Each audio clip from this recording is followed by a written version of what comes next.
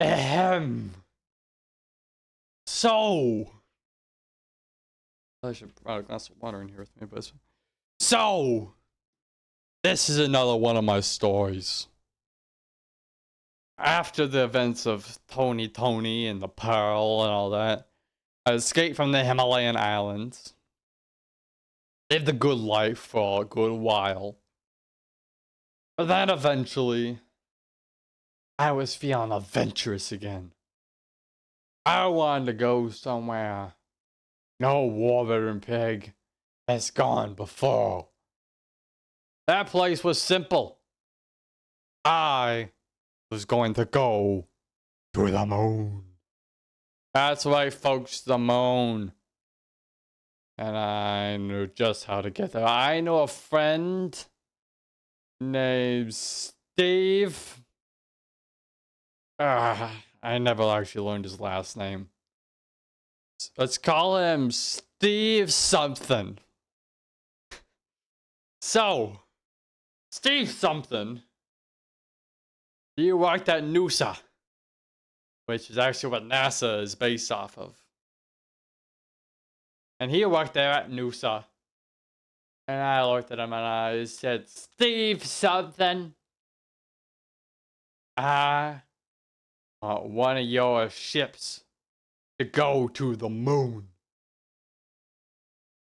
And Steve looked at me and he went, I mean, okay, you can take one, but it's still a prototype. You might not fly very well. Thank you, Steve something.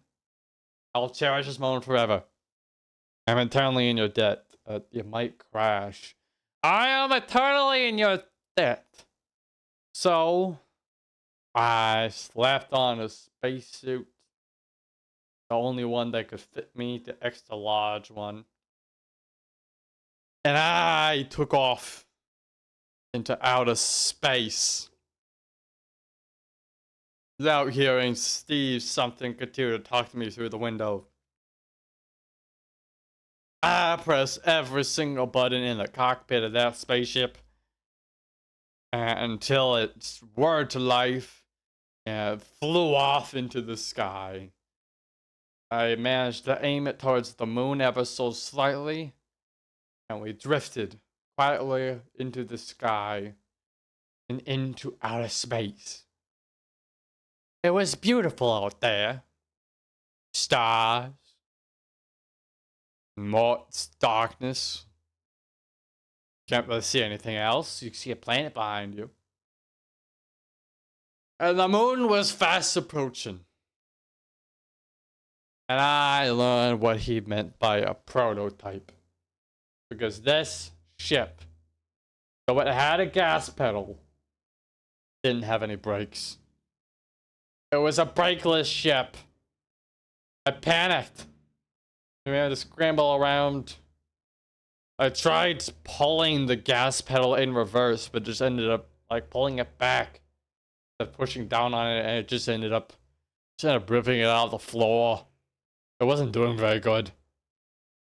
And so the moon hurled towards me, and I looked to the empty passenger's seat next to me, and I fastened that passenger's seat in, and I said, brace yourself, passenger seat. We're going in. And it came crashing in, flying forward, and bam! Smacked right into the moon, and bam! I toppled around and fell and flew all over the place. Kind of in slow motion, but it was still kind of jarring. Just a little bit. And eventually skidded to a very slow stop. And I looked. We were upside down. And passenger seat is now on the ceiling. With what would be, now, what is the bottom, but would be the ceiling. And I unfastened my seat, but I fell to the ground and I said, passenger seat, you okay? I reclined a little, and so I thought, I better carry you, pal. And so I took the passenger seat belt and wrapped it around me and clicked it in place. Now carrying passenger seat on my back with me as I left. I stepped out of the spaceship and onto the surface of the moon. And there I saw it, right in front of me. A village. A village unlike anything I've ever seen before. Beyond, full of creatures. You know, I mentioned little creatures, like little blue guys. Weird little blue guys. Somewhat little weirdos, but they're just little weird blue guys wandering around. And I walked up to one that I thought was a guy and said, "Excuse me, sir, madam, who are you?" And the little blue woman looked up at me and she went, "We are the Moonanites. We live on the moon." And I looked back down and I went, "You live on the moon. How do you breathe?" "You can breathe on the Moonanite village. It's a safe place for Moonanite. But no Moonanite can, non-Moonanites can't not breathe. Sorry, English not first language. It's okay. It's okay to understand." And so I understood that that these creatures lived here. And they seemed, I asked, "Can you show me around this place? Get my bearings." And he said, "Okay, sure." We walked around. She showed me some places. They seem pretty handy little creatures. And eventually, I noticed the mayor. I can tell you it's the mayor because he's wearing a hat. He's the only one wearing a hat, and he seemed to be the only one who had glued a mustache onto his face. It was on his forehead. But he had it there anyway. And he approached me and he said, "Yo, pig of vet war. I didn't know my name. I know all names. Plus, passenger seat over there told me." I looked at my back and passenger seat did not respond. He seemed a little confused himself, I think. But the mayor spoke again and said, "You crashed your ship, didn't you?" "Yeah, that was my shit. We can repair it if you want." You would? You could repair my ship?" "Of course we can repair your ship. It's just, we need your help first." "Of course you do, of course. Whatever do you need my help with?" And the little blue mayor gestured off in one direction for me to follow him, and I followed him to the town square, where in the center there was a statue. A statue containing two figures. A weird trapezoid with swirly eyes and stick legs and stick arms. And beside them, about a guinea pig, about half his size. And the mayor said, "These are gods. They came down." Sorry. Not the coughs. "They came down just like you, in a ship just like yours. And they came, and we saw them as gods. But now they've gone missing." "Not the gods. How could the gods have gone missing?" "It is what we're trying to figure out. But we could use your help. You see, with your help we can find these gods. last seen going into that hole over there.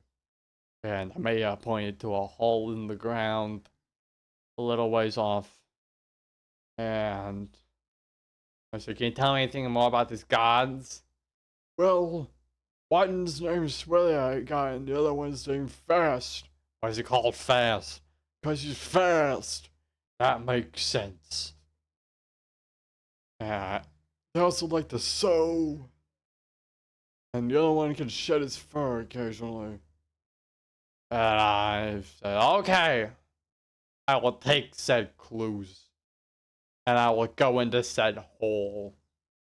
And I will find you, your gods. As long as you repair my ship in return. And the mayor smiled and said, very good. Go then. You and passenger seat can leave together. And I said, okay. And I went to jump into the hole. But first I had to take a water break. Because this voice hurts my voice. I'll be back. And it's just as jiffy. Now that I was refreshed with some water that I got, I jumped down into the hole. Down into the depths. Deeper and deeper I went. Falling and falling. Oh, I remember the master technique. And I did it. And I fell. My fall slowed. It was a master technique only few know. Few I can describe. It was it's called the crane. I published it in my latest book, War Veterans Pig's Guide to Yoga and Fallen. Anyway, I reached the bottom safely and slowly. And then I saw it in front of me. One of the things that I was looking for, the scarf. A trail of the scarf leading down a winding path in front of me. And I said, that's gotta be it. That looks like it's been knitted. A knitted scarf. So I started to follow the scarf. Passenger seat on my back. So what do you think passengers think? Seat. Do you think we'll find them? And he gave a little, he leaned forward ever so slightly. And I said, okay, I believe you, buddy. And we continued walking down the path. Down and down and down. Until eventually, we met a crossroad. The scarf went in both directions. It was strange. And split in half and gone both ways. I went left or right passenger seat. And he leaned left ever so slightly. And I told him, well, that's a good idea, but also you've been known to have terrible instincts. So I'm going to go right. And so we went right down that path, weaving around until we eventually discovered that both paths conjoined at the same spot, and the scarf just continued. And I had a thought at one point. I thought, why am I going so far to find the end of this scarf? Why can't I just pull the scarf towards me? And so I grabbed onto the scarf and yanked on it thoroughly. I yanked and dragged it across the ground, inching closer and closer to me. Eventually, I heard the many minutes of scarves, a giant scarf pile behind me. I heard a scraping sound of someone or something being dragged across the floor, and I said, "It must be one of the gods!" And I pulled faster and faster, and to my own disappointment, it was not one of the gods. It was only the Grim Reaper, who was being dragged across the floor, still knitting his scarf, looking like this. He was looking like this.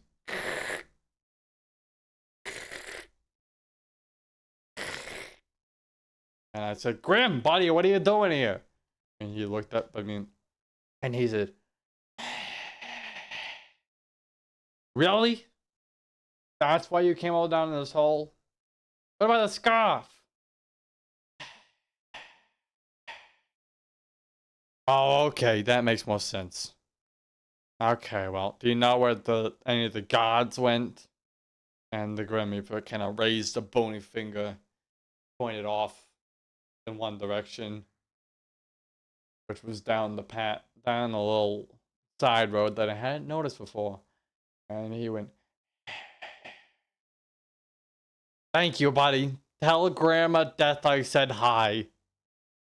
And so I walked off down on that new path, waved goodbye to the Grim Reaper, and eventually I noticed something else across the floor, strewn about. Something that looked potentially like her. And so I didn't. That must be the second god. He shed his fur. And so I quickly ran down the hall, following the fur trail, only to find, much like in the last story, a hedgehog. Oh, that wasn't fur. That was quills. And the only reason I didn't get stabbed by them and mistook them for fur was because I have hooves. And those hooves are very strong hooves. And so that didn't actually hurt me at all. But I looked at this porcupine, not porcupine. I looked at this little guy. And I said, "Do you know where the gods are? Because you're clearly not one of them." And the the hedgehog looked up at me, and he went, "Eh." I'm sorry, I don't understand you. Eh. Okay, you might. Okay, I'm gonna leave you be. Eh. And so I pressed forward. My hope slowly fading. And eventually it all disappeared. And I came across a dead end. The gods weren't here at all. The Moonanites were wrong. No, they wouldn't believe me. It's their gods they have to believe that their gods are okay. Else they won't fix my ship. Maybe the gods are okay. Maybe they're off planet. That's probably it. And they just don't know. They don't realize that. And so I was like, I can't get off. We can't get off this planet, passenger chair. We can't get off the planet without the gods. Because otherwise the Moonites won't fix our ship. And passenger chair was sitting down across the little narrow path from me. And I looked at him and said, "What do we do, passenger chair? What do we do?" Passenger chair sat there in silence for a while. Then eventually, "We shall take the quills from the hedgehog, cut off a bit of the scarf, and escape from this hole." "Yeah, but what about the Moonanites?" "I have a plan. A plan that could save us and make the Moonanites happy." And whoever, I looked at him and I went, "What's that plan?" He says, "I'll tell you later," for dramatic effect. And he went quiet again. I said, "All right, passenger seat, you convinced me. We're gonna do this." And so I picked up passenger seat, put him back on my back, grabbed some hedgehog quills, ran back to death, cut off some of the scarf, blew it around, went back to the edge of the hole, looked up, seeing the night sky above.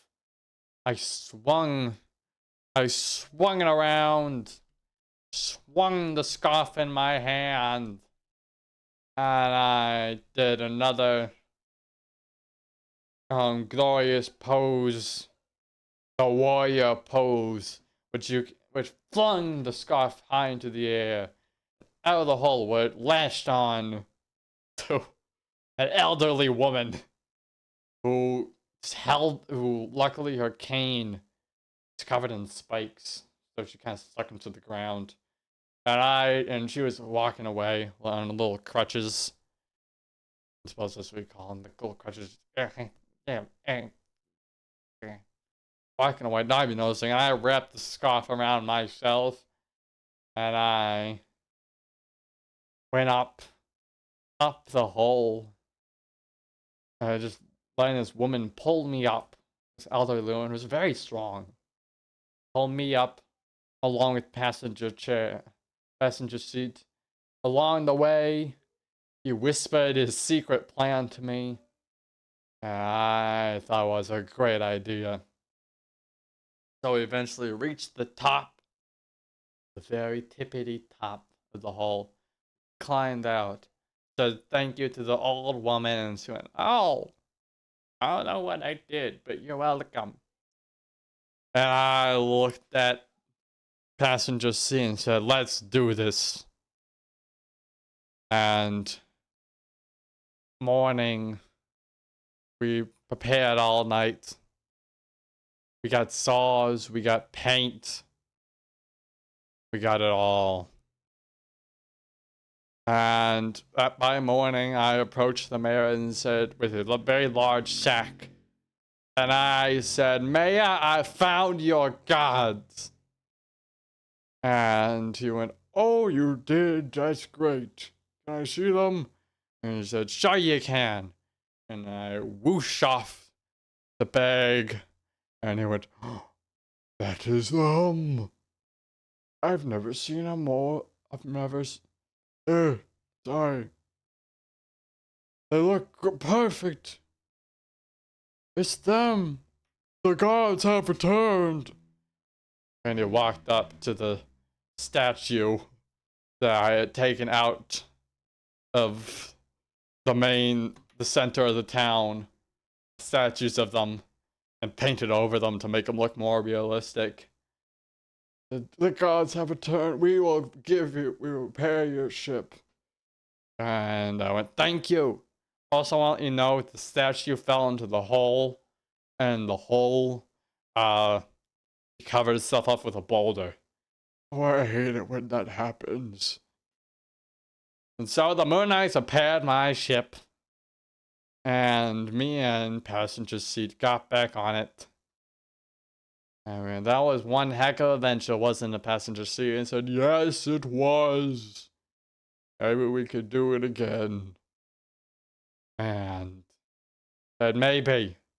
And so we took off on the ship and flew off into the sky, only to crash into Mars and have to strike a deal with some Martians.